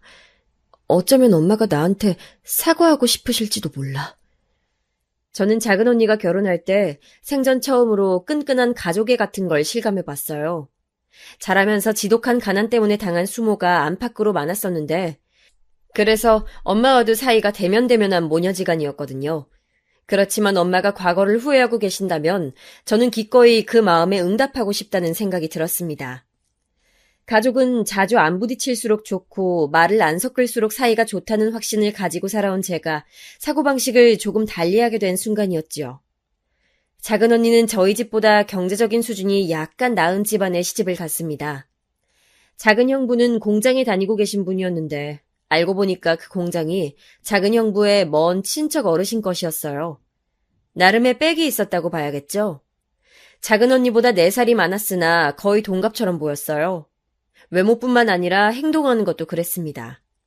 작은 언니한테 거의 쩔쩔매고 끌려가는 작은 형부의 면모를 보면서 사람 인연이라는 게 반드시 존재하나 보다 이런 느낌을 받았더랬죠. 작은 언니의 말 맞다나 작은 형부 같은 사람이 아니면 그 다혈질 성격을 받아줄 남자는 거의 없을 것 같았거든요. 작은 언니가 무사히 결혼 생활을 시작한 이후 저는 엄마와 태어나서 처음으로 깊은 주제의 대화를 나눴습니다. 과거에 있었던 일들, 서로의 가슴에 비수를 꽂는 말을 했었던 사건이며 각종의 것들을 다 끄집어내서 엄마와 오랜 대화를 나누어 봤어요. 마주보고 앉아서 가족 얘기를 하는 것은 그때가 정말이지 처음이었습니다. 그만큼 소통이 단절되어 살아온 관계였었거든요. 사실은 가난보다도 힘들었던 것은 부모님이 나란 존재를 반겨주고 있지 않다는 걸 알게 되었다는 것이었죠. 제가 그렇게 털어놓았을 때 엄마가 우셨어요. 그리고는 저에게 미안하다고 하셨죠. 저는 제가 평생을 이 순간을 기다리면서 살아왔다는 걸 알게 되었습니다. 왜냐하면 엄마의 눈물을 보고 엄마의 사과를 받은 순간 제 모든 과거의 순간이 어둡고 침침했던 흑백에서 선명한 컬러로 전환이 되더라고요. 저도 엉엉 울면서 엄마를 무시하며 못되게 굴었던 순간들의 저를 털어놓으며 정식으로 사과를 드렸습니다. 입 밖으로 꺼내고 나니까 왜 그렇게 후련하던지요. 엄마와 편안한 모녀관계가 된 이후에 그 변화에 참여한 것은 큰언니였어요. 똑똑했기 때문에 그만큼 서러움도 많이 끌어안고 살아야만 했던 사람이 바로 큰언니였습니다. 엄마는 용기를 내어 큰언니에게 먼저 손을 내미셨고 그것이 진심 어린 마음이라는 것을 안 큰언니도 그 손을 맞잡아 주었어요. 결혼한 작은 언니는 자기 짝을 만나서인지 형편이 넉넉하거나 말거나 상관없이 잘 지내더라고요. 그토록 가난을 벗어나고 싶어 했던 사람이 바로 작은 언니였건만 그런 야망도 접어두고 결혼할 정도라면 작은 형부가 진심으로 마음에 들었던 것 같아요. 그 모습을 보면서 저도 결혼이란 것에 호기심을 가지게 되었던 듯 싶습니다. 엄마, 큰언니, 저 이렇게 모녀들끼리는 점차 잘 지내게 됐어요. 좋은 현상이었지만 이 모습을 달갑지 않게 바라보는 시선도 있었습니다. 바로 저희 아버지셨죠. 놀고들 자빠졌다. 세상 천지에 뭐 좋은 일이 하나라도 있다고 그렇게들 태평하게 있고 난리야. 하여간 볼썽사 나온 여자들 같으니라고. 죄다 부정타는 기운들을 끌고 다닌다고. 에라이 재수없는 여자들. 저희 세 모녀를 두고 아버지께서는 그렇게 말씀하셨지만 정작 재수가 없으신 분은 공교롭게도 아버지셨답니다. 제가 22살 때였어요. 아버지께서는 술독에 빠져 사셨고 그 아무도 말릴 수 없는 존재였는데 어느 날 취기가 잔뜩 오른 상태에서 어떤 사람과 시비가 붙으셨던 것입니다. 그냥 지나가던 행인이었다는데 아버지께서 먼저 시비를 거신 건지 어쩐 건지는 솔직히 진위 여부를 몰라요. 아무튼 그 사람과 크게 시비가 붙어서 주먹다짐이 오갔는데 평생에 가난하였고 궁핍함에 시달렸으며 나이가 들수록 고주망태가 되어가신 분이 체격이 좋으면 얼마나 좋았고 싸움을 잘하면 얼마나 잘했겠나요. 평소에는 항상 돈 없다는 말을 입에 달고 사시면서 병원 근처에는 얼씬도 안 하는 분이셨으나 크게 다치시는 바람에 별 수 없이 병원 신세를 지게 되셨습니다. 그때 놀라운 일이 벌어졌어요. 저희 아버지께서 아프다고 말씀하시는 걸 듣던 어느 간호사분께서 문득 뭔가 이상하다는 느낌을 받으셨다고 합니다. 그래서 혼자 생각만 하시다가 아버지의 퇴원을 하루 앞둔 날에 엄마랑 저한테 다가오셔서 말씀을 해주셨던 거예요. 웬만하면 정밀검사를 따로 받아보시는 게 어떻겠냐고 말이죠. 아버지께서 하도 돈이 없다고 먹고 죽을래도 돈은 없다고 하시면서 병원 놈들은 전부 돈독이 오른 도둑놈들이라고 하시면서 추가 검사를 안 받으신 상태였거든요. 그냥 눈에 보이는 상처들을 치료하고 소독하고 입원하면서 잠시 심신을 달랜 정도였죠. 그런데 그 병실 담당 간호사분께서 그렇게 말씀하시니까 엄마는 덜컥 겁이 나셨던 것입니다.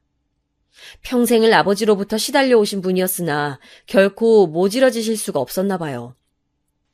빚을 내서라도 아버지의 정밀검사를 해드려야겠다고 엄마는 그렇게 말씀하셨고 저는 따를 수밖에 없었네요. 아버지를 설득해서 간신히 각종 검사를 받았는데 정말 놀랍게도 아버지의 건강 상태가 몹시 안 좋다는 사실이 밝혀졌습니다. 어느 정도였냐고 하면 진료실의 의사가 말하기를 큰 병원에 가보셔야겠다고 단적으로 권장을 할 정도였습니다. 심각하단 얘기였죠. 그 길로 검사 결과를 가지고 대학병원을 갔어요. 이렇게 큰 병원에서는 돈이 얼마나 들지 하는 걱정이 앞섰던 것은 사실이네요. 부끄럽지만 그랬습니다. 하지만 그런 감상은 아버지가 받으신 시한부 선고 앞에서 모두 사그러들었습니다. 내가 가망이 없는 상태라고? 그럴 리가 없어. 내가 이럴 줄 알았지. 이 돈독에 오른 놈들, 순 돌팔이 놈들. 그렇게 말하고 돈을 뜯어갈 셈이겠지. 내가 그 수를 못 읽었을 줄 알고 가망이 없다고 말해놓고서는 값비싼 치료 방식을 내밀 거란 거 내가 다 알고 있어. 아버지께서는 코웃음을 치셨지만 그런다고 해서 현실이 바뀌는 것은 아니었습니다. 의료진이 사뭇 진지한 얼굴로 사안을 직접 전달하러 아버지를 찾았을 때 그제서야 아버지께서는 상황을 인지하시고 표정을 바꾸셨지요. 저는 태어나서 그렇게 절망에 빠진 아버지의 표정을 그때 처음 보았습니다. 아버지께서는 아무렇게나 사신 분이셨으나 삶에 대한 애착만큼은 강한 분이셨어요. 그 사실을 당신의 마지막 시간을 보내고 계셨던 아버지를 지켜보면서 깨달을 수 있었죠. 더 살고 싶어 하셨습니다. 이렇듯 허망하게 생을 마감할 수는 없다며 몸부림을 치셨습니다. 그러나 그럴수록 얼마 남지 않은 여명이 아버지의 숨통을 조여왔어요. 이렇게 죽을 줄 알았다면, 이때까지만 살 줄 알았다면 내가 그렇게 살진 않았을 텐데.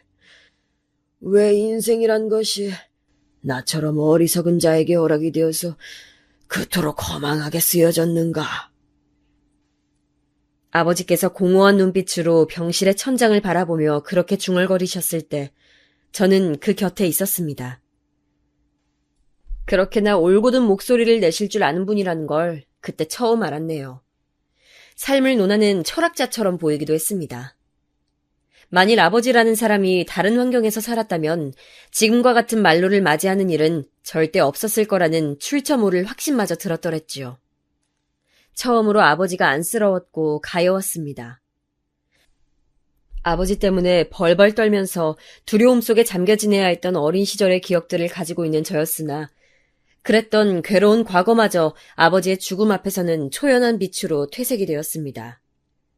아버지는 저에게 당신의 과오에 대해 용서를 구하신 적이 없었고 그럴 뿐도 아니셨지만 저는 멋대로 아버지를 용서해버렸어요.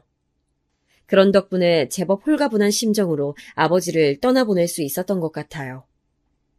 아버지께서는 병원에서 초기 예상했던 것보다 더 일찍 돌아가셨습니다. 그 마지막은 갑작스럽기까지 해서 저희 가족들은 전부 다 얼이 빠져 있었어요. 장례식장에서도 아버지의 죽음이 실감나지 않아서 멍하게 있을 정도였죠. 그런데 또 엄청난 일이 벌어지려 하고 있었습니다. 아버지의 발인날에 찾아온 지각생 조문객이었어요. 대체 누구인가 했더니 바로 엄마의 오빠 되시는 분이었습니다. 제 외삼촌이요. 저는 8살이었나? 그때 외삼촌을 마지막으로 보고 그 후로는 만난 적이 없었습니다. 애초에 외갓집이 왕래가 잦았거나 의지할 만한 곳이었다면 아버지께서 그토록 엄마를 못살게 굴진 않으셨을 거예요. 아버지께서는 치사하게 너는 제대로 된 가족도 없는 처지라며 엄마를 조롱하곤 하셨습니다. 외갓집은 거리가 아주 멀었던 데다가 외할아버지와 외할머니께서 일찍이 엄마와 절연하다시피 하셨었기 때문이에요. 엄마의 유일한 형제인 외삼촌과도 가깝지 않았습니다. 외할머니께서 돌아가셨을 때 장례식장에 엄마는 큰언니만 데리고 갔었기 때문에 저는 가지 못했습니다. 그 후로는 아예 외갓집 소식을 듣는 일이 없었네요. 그랬건만 갑자기 외삼촌이 불쑥 등장하시다니 무슨 영문인가 싶었습니다. 그런데 아버지를 납골당에 모셔놓고 나서 외삼촌이 저희 모녀에게 놀라운 이야기를 해주시는 거예요. 외할아버지께서 아주 옛날부터 갖고 계신 땅이 있는데 외할머니께서 돌아가시고 난 직후에 그 땅에 바로 옆 땅을 추가로 조금 더 구입해 놓으셨었다고 합니다. 이제 당신마저 떠나고 나면 찾아갈 부모가 없는 외삼촌과 엄마를 생각하면서 전 재산을 털어서 작게 땅을 더 구입해 놓으셨던 거래요. 그런데 외할아버지께서 단순히 그런 의도로 구입하셨던 땅이 수지를 맞은 것입니다. 단적으로 표현을 하자면 인생 역전 수준이라고나 할까요? 그 엄청난 얘기를 듣는데 도저히 믿어지지가 않아서 엄마랑 저희 자매는 서로의 얼굴만 쳐다봤어요. 외할아버지께서 당신의 하나뿐인 사위, 그 쓸모없었던 존재가 세상을 떠났다는 소식을 접하시고는 결단을 내리셨다고 합니다. 그 땅, 외삼촌과 엄마에게 균등하게 나눠주기로요. 그 가치가 더욱 오를 일만 남은 그 엄청난 땅을 말입니다. 여기까지만 해도 놀라웠는데 갑자기 외삼촌이 수심 깊은 얼굴로 엄마를 향해 이런 말씀을 하시는 거예요. 내가 여기까지 오는 내내 생각을 해봤는데 아무래도 나보다는 네가 더 많이 갖는 게 맞는 것 같다. 나보다 네가 더 고생하며 살아왔잖아. 우리 어머니 떠나실 때 네 생각으로 애달파 하셨다는 거 내가 알아. 그리고 아버지의 아픈 손가락이 바로 너잖아. 암만 해도 나는 너랑 똑같이 그걸 나눠 가질 수가 없다. 네가 더 많이 가져라. 이건 한 번도 오라비 노릇을 제대로 해본 적이 없던 이 오라비의 진지한 부탁이다. 어떻게 이런 일이 저희 가족에게 일어날 수 있는지 너무 엄청난 이야기를 연속으로 들어버리니까 실감이 안 나더라고요. 시간이 좀 지나서 상황이 정리가 되고 나니까 받아들여졌어요. 저희 집 팔자가 고쳐졌다는 사실이 말입니다. 그렇게 되고 나서 큰언니가 시집을 갔어요. 큰형부는 집안이 크게 유복하진 못해도 경제적인 어려움은 딱히 없이 살아온 곳이었습니다. 근데 결혼하면서 큰언니가 저희 집에 부동산이 있다는 사실을 큰형부한테 공개를 안 했어요. 저한테도 입단속 시켰죠. 왜 숨기냐고 하니까 굳이 지금은 말할 필요가 없어서 그렇다고 대답하더라고요. 굳이 알리지 않아도 될 시기라면 알리지 않는 편이 현명하다고 말을 하는 큰언니의 판단력이 왠지 멋져 보였습니다. 큰언니는 저희 가족 중에서 가장 머리가 똑똑한 사람이었기 때문에 그렇게 판단을 내린 데엔 반드시 그럴 만한 이유가 있을 거란 짐작이 들었어요. 큰언니가 결혼하고 나서도 저는 아직 짝이 없었습니다. 연애라면 딱 2번 해본 바가 있었으나 크게 감흥이 없어서 헤어졌어요. 그러다가 제가 어느 날 저의 진짜 인연인지 아닌지 궁금해지는 상대가 등장했습니다. 직장 근처의 식당가에서 처음 마주친 사람이었는데 한번 의식하고 나니까 자꾸만 눈에 들어오더라고요. 다음 날도 그 다음 날도 자꾸만 신경이 쓰였죠. 혹시 내가 도끼병이라도 걸렸나? 저 사람은 아무 생각 없이 밥만 먹을 뿐인데 나 혼자 계속 착각하는 게 아닐까? 며칠이 지나자 저는 이런 생각이 들어서 그만 우울해졌습니다. 하지만 그건 저의 착각이 아니었다는 것이 곧 밝혀졌습니다. 왜냐하면 어느 날 그 사람이 저한테 먼저 다가오더니 만나는 남자친구가 따로 있냐고 물어왔거든요. 그 순간 심장이 미친 듯이 뛰었고 저는 그래서 그 사람을 제 운명적인 상대로 받아들였습니다. 그렇지 않고서야 그 순간이 그렇게까지 극적일 수는 없는 노릇이었어요. 그 사람은 제가 솔로라는 것을 알고 나서부터 저에게 적극적으로 들이댔는데 저 또한 적극적으로 그 사람을 받아주었어요. 말이 좀 웃기죠? 서로가 잘 통해서 금세 연인 관계로 발전하게 되었다는 뜻입니다. 그 사람하고 있으면 편안하다거나 그런 포근한 기분은 느끼지 못하였으나 기분이 색달랐고 뭔가 재미를 느낄 수 있었어요. 그 사람은 꽤나 달변가였는데 제가 지니지 못한 면모들을 많이 가지고 있었거든요. 거침없는 성격 같은 게 멋져 보이기도 했습니다. 서로 진지한 이야기를 주고받을 정도로 가까워졌을 때 저는 저희 집 이야기를 꺼내들었어요. 가난하고 무식한 집안에서 태어나 죽도록 힘들었던 유년 시절이라든지 외롭고 힘들었던 그때의 기억들이라든지 주로 그런 것들을 나눴죠. 아버지께서 돌아가시고 나서 남겨진 엄마와 더욱 애틋한 모녀지간이 되었다는 것까지 이야기를 해주었습니다. 부동산으로 수지 맞은 이야기는 빼놨어요. 큰언니의 말 맞다나 굳이 안 꺼내도 될 시기라면 하지 않는 게 현명한 것 같아서 그랬습니다. 앞으로 내가 너의 마음에 남아있는 그 뚫려있는 공백들을 전부 채워줄게. 나한테 와라. 우리 이미 사귀고 있잖아, 오빠. 내가 이미 오빠의 여자라는 걸 몰라서 그런 소리 하는 거야? 그런 의도로 하는 소리가 아니야. 나한테 진짜로 와달라고 하는 거야. 나한테 시집 와. 내가 잘해줄게. 너 하나만큼은 내가 책임지고 먹여 살려준다. 지금 생각해보면 진짜 멋대가리 하나 없는 멘트였는데 그때는 홀라당하고 즉시 넘어가 버렸더랬죠. 그 분위기에 취해서 그랬던 것인지 어쨌는지는 모르겠으나 저는 결혼에 대한 생각을 품고 있었고 마침 그 사람이 그렇게 말을 해오니까 마음이 기울고 말았던 것 같아요. 어쩌다 보니까 어영부영 결혼이 진행되게 되었고 이듬해 저는 결혼해서 그 사람의 아내가 되었으며 그 사람은 저의 남편이 되었습니다. 제가 결혼할 때 작은 언니는 멀리 집을 이사가느라 정신없이 바빴고 큰 언니는 임신 사실을 알게 된 직후였기 때문에 깊은 관심을 받진 못했어요. 결혼하고 나서도 엇비슷했던 것 같네요. 언니들이 다 자기 생활에 너무 바빴기 때문에 왕래를 자주 하기란 무리였고 다만 저는 엄마와 연락을 거의 매일 하면서 지냈습니다. 시댁이 신혼집에서 멀지 않았기 때문에 일주일에 한 번꼴로 찾아가 뵈었는데 겉으로는 아닌 척 굴었지만 속으로는 불편했어요.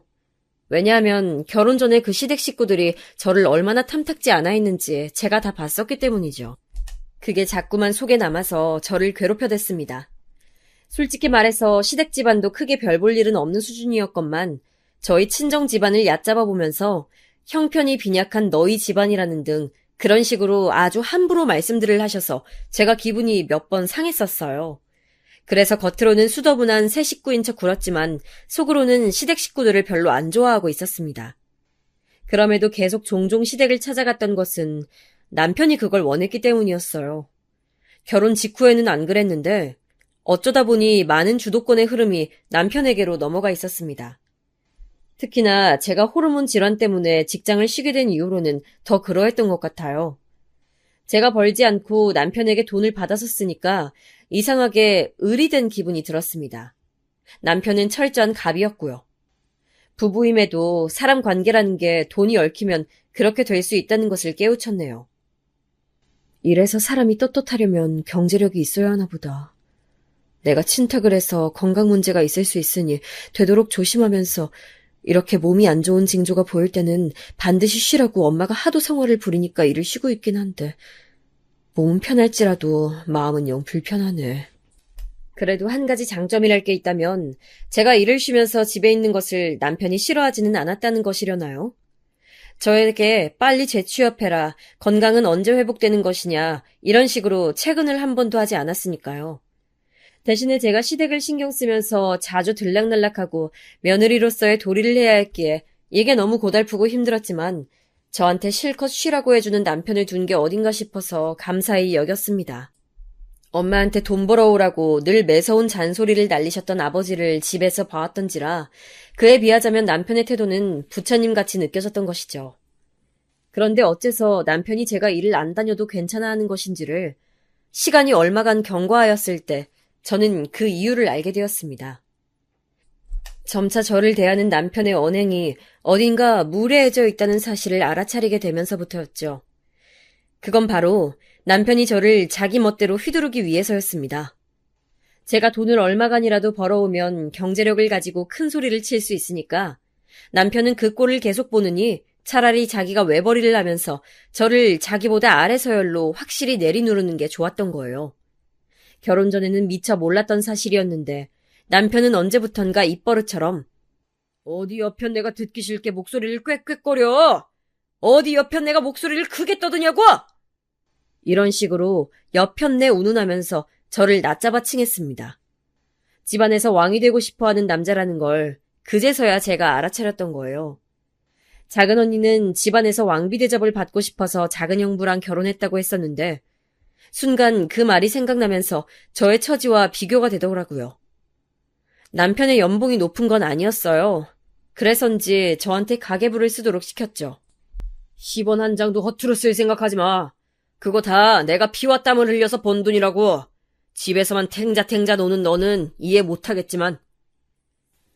저도 건강 이상을 느끼기 전까지는 직장인으로 생활했던 사람입니다. 월급쟁이로 꽤 오래 지낸 바였고요. 일을 쉬게 된 이후로도 집안에서 탱자탱자 놀아본 적도 없었네요. 집안일은 로봇이 하나요? 그거 다 사람이 하는 건데요. 하나부터 10까지 다 저의 몫이었고 여기에 시댁까지 챙겨야 했으니 오히려 직장을 다닐 때보다 저의 하루 일과는 바쁜 느낌이었습니다. 그런 저를 저런 식으로 폄하하다니 도저히 참을 수가 없어서 저때 남편이랑 설전을 벌였어요. 제가 평소에는 꾹 눌러서 참고 사는 스타일인데 한번 마음 먹고 터지면 고지고대로 밀고 나가는 면모 또한 있는 사람입니다. 그래서 남편한테 맞섰고 남편의 부조리함을 조목조목 따지면서 반박했어요. 그랬더니 할 말이 없는지 나중에는 그 입이 조개처럼 다물리더라고요. 그런데 이걸 두고 남편이 분하게 여기고 있었던 것 같아요. 그 이후로는 저의 비위를 잘 맞추려고 하는 모습은 분명 보이고는 있는데 제 꼬투리를 잡고 싶어서 안달이 난 모습 역시도 저는 볼 수 있었거든요.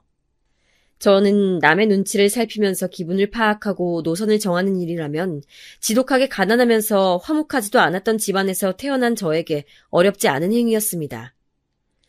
저한테 태어나지 않았어도 될 뻔했다며 대놓고 말했던 부모 아래서 자란 자식이 전데 이런 저한테 덤비기에는 남편의 기질은 한참 부족했죠. 다만 겉으로는 제가 수도분하게 짝이 없는 사람이니까 티가 안 났을 뿐이죠. 시댁 식구들의 은근한 시집살이, 왕노릇하면서 대접받고 싶어하는 남편의 욕구 또한 저 스스로 익숙해져 가려고까지 하면서 눈을 감아주었건만 남편은 기어이 그 선을 스스로 넘어버리고 말았습니다. 대망의 사건이 터진 것은 남편이 제가 쓴 가계부를 어느 날 유심히 들여다보면서부터였죠. 매달 10만 원에 마이너스 표시가 되어 있는 건 뭐야? 교회에다가 11조라도 하냐? 어디다가 10만 원씩이나 꼬박 쓰는 건데 이거 대체 뭐야? 저는 별것 아니라고 둘러대면서 그냥 쓴 금액의 총액에서 일부를 10만 원이라 표시해뒀을 뿐이라고 했지만 남편의 눈총을 걷어낼 수는 없었습니다. 그냥 넘어가도 될 것을 자꾸만 저한테 캐묻길래 저도 조금은 울컥해서 진실을 토해냈지요. 그거 우리 엄마 용돈 드린 거야. 10만 원이라 약소한 금액이지만 그래도 용돈을 드린다는 것에 의의를 두고 싶어서 그랬어. 설마 하니 자기 장모한테 들어간 고작 10만 원의 용돈 가지고 뭐라고 할 사람은 아니라고 생각했어요. 그러나 그건 저의 엄청난 희망사항이었을 뿐이었죠. 남편이 갑자기 얼굴이 시뻘개지더니 저한테 막 화를 내기 시작하는 겁니다. 장모님한테 지금까지 매달 드리고 있었다는 거야? 나한테 상의도 없이? 내가 벌어온 돈을 네가 감히 멋대로 그런 용도로 써버려? 게다가 네가 뭔데 10만 원을 약소한 금액이니 뭐니 짓거려. 이 옆편 내가 제정신이 아니네. 당장 용돈 드리는 거 그만둬. 다른 사람도 아니고 우리 엄마한테 그거 용돈 드린 것 가지고 지금 이런다는 게 나 이해가 안 돼. 나는 네가 이해가 안 간다. 네가. 너 네 집 식구들하고 왕래하는 것부터 끊어. 하등 도움이 안 되잖아. 받아 처먹기만 하는 네 집 식구들 그 거지 집단한테서 나는 질릴 대로 질렸어. 너 진짜 그러다가 나한테 이혼당하고 싶냐? 어? 이혼당하고 싶어서 환장했어? 남편이 흥분해서는 저한테 으름장을 놓았고 저는 그런 때일수록 오히려 침착해졌습니다. 제 가슴이 싸늘하게 식었다는 것을 스스로 느낄 수 있었어요. 그리고 저는 남편에게 방금 말실수한 것을 사과하라고 했습니다. 그랬더니 남편이 막 웃었어요. 사과 좋아하시네. 너야말로 당장 나한테 사과해. 내 돈 10만 원. 지금까지 멋대로 써서 미안하다고 사과하라고. 이 여편 내야 안 그러면 이혼일 줄 알아. 제가 이혼이라는 카드에 겁이라도 집어먹은 줄 아는 모양이었어요. 웃긴 일이었죠. 그래서 저는 남편에게 사과하는 대신에 이혼하자는 대답을 해줬습니다. 그런 저를 남편은 센 척한다며 비웃었지만 저는 진짜로 이혼 서류를 준비했어요. 제가 먼저 도장을 찍었죠. 일이 이렇게 될 줄 몰랐는지 남편은 머뭇거렸고요. 왜? 나랑 이혼하기 싫나 봐? 사실은 내가 너무 좋아서 죽겠고 놓치기 아까운 여잔가 봐? 제가 도발했더니 역시나 남편은 욱하는 성질머리대로 즉각 도장을 찍었습니다. 저는 이혼 절차를 밟고 나서야 굳이 공개하지 않았던 사실을 알려주었습니다. 친정집이 사실은 엄청난 부동산 부자라는 걸 말이에요. 제가 지도 앱을 켜서 대강 위치를 보여주며 말했습니다. 여기서부터 저기까지 다 우리 집 땅이야. 네가 도둑놈일까봐 미리 공개를 안 했었는데 지금 보니까 그러길 잘한 선택이었네. 처음에는 믿지 않았던 남편이었으나 제 말이 사실이라는 걸 알고 나자 바로 저에게 무릎을 꿇었습니다. 한 번만 봐달라면서 애처롭게 빌더군요. 그렇게 눈물 콧물을 다 흘릴 줄 아는 남자였다니 정말 놀라웠습니다. 하지만 제 결심을 번복할 작정이었다면 저는 이혼 서류를 작성하기 전에 친정 재산을 공개했을 거예요. 아예 빼도 박도 못하게 이혼하고 남편을 후회하게 만들고 싶었기 때문에 그리 진행했었던 거죠. 남편은 물론이고 시댁 식구들까지 가세해서 저의 바짓가랑이를 붙잡았지만 저는 뒤도 안 돌아봤습니다. 그렇게 이혼을 해서 완전히 남남이 됐죠. 순간적인 감정에 휩쓸려서 영 이상한 놈과 결혼까지 했던 저의 미숙함을 반성했어요. 실패가 있기에 빛나는 성공이 있을 거라고 믿으면서 금세 기운을 차렸지만 말이죠.